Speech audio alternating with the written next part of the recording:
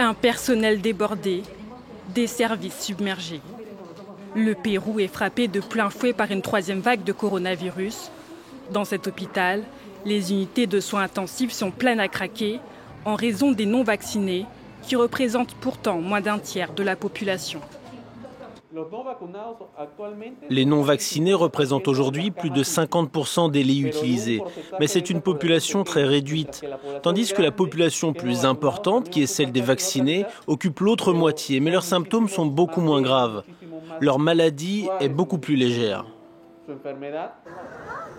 Avec l'arrivée du variant Omicron, les cas de Covid-19 ont littéralement explosé.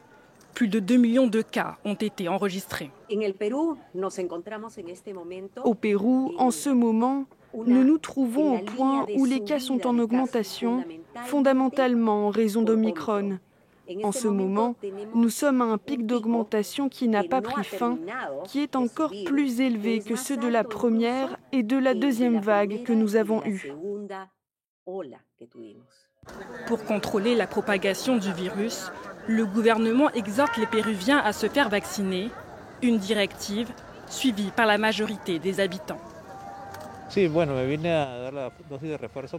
suis venu faire le rappel car j'ai peur du pic de cas de Covid-19 dans le pays et je pense que tout le monde doit être responsable et se protéger.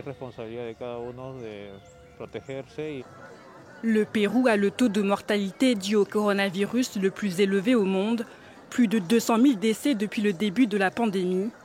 L'OMS estime cependant que le bilan pourrait être 2 fois plus élevé que celui officiellement recensé.